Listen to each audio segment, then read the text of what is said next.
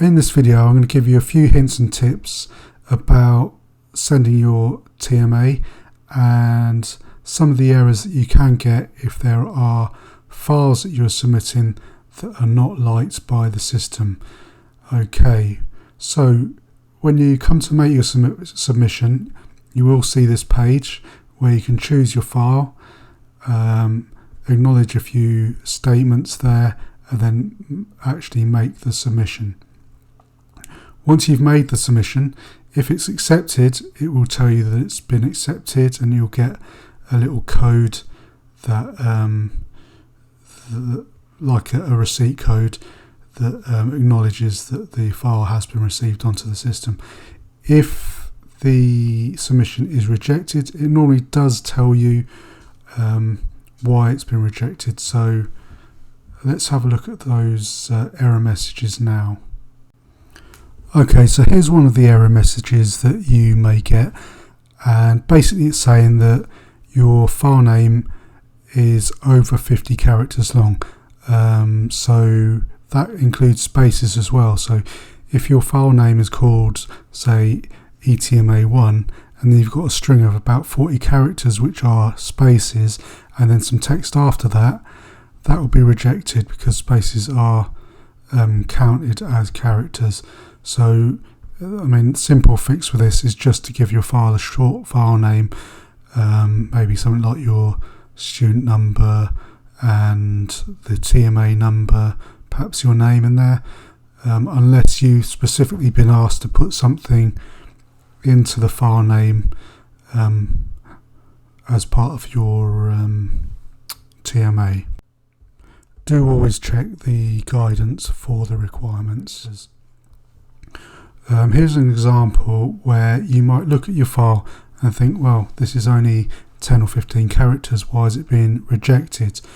As you can see, this is the file name I've got here, but if I actually click to rename the file, you can see there's a host of spaces here, and then there's some continuing text which then makes it obvious why the file was rejected. I mean, in this case, just rename the file to something shorter. Okay, another one of the common errors that you might see is that your file is not saved in one of the formats that's acceptable by the system. So, for example, you'll see here's a list of the accepted formats: Word doc or docx, rich text format, which is a text file, a standard text file, which is a txt file, and at the bottom here an Excel file, so an XLS or XLSX file. These are the most common files. So if your file does not match one of these, then it can be rejected.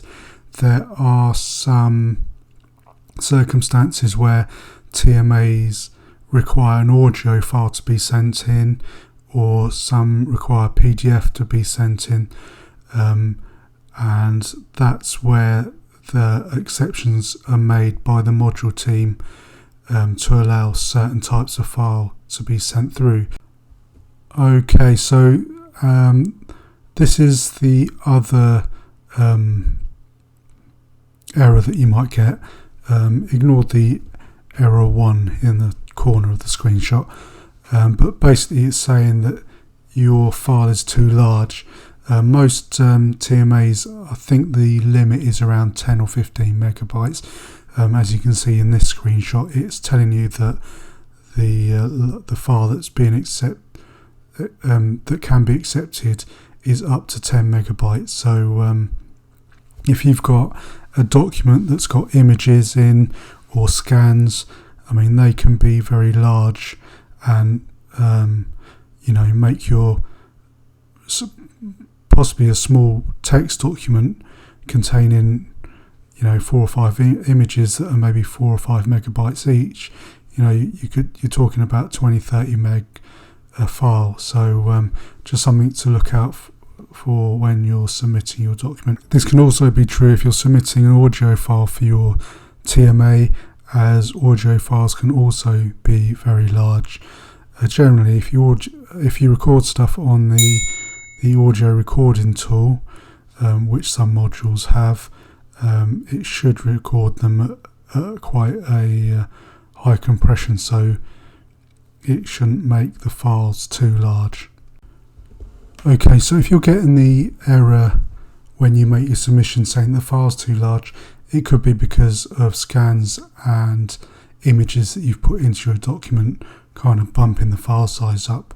One thing you can try doing is within your document, if you click on one of the images at the top, if you click on picture format and then compress pictures, you can apply this to just this picture or all the images in the document if there are more than one.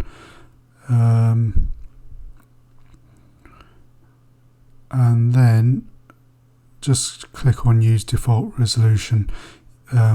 If it doesn't compress it much, then you might have to sort of start choosing one of these different options and then trying to see what the file size is again.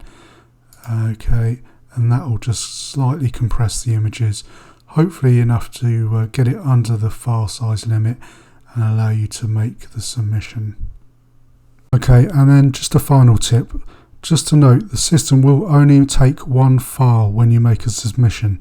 So if you've got 2 or 3 files, you can't just upload one, then upload the next one, and then the next one.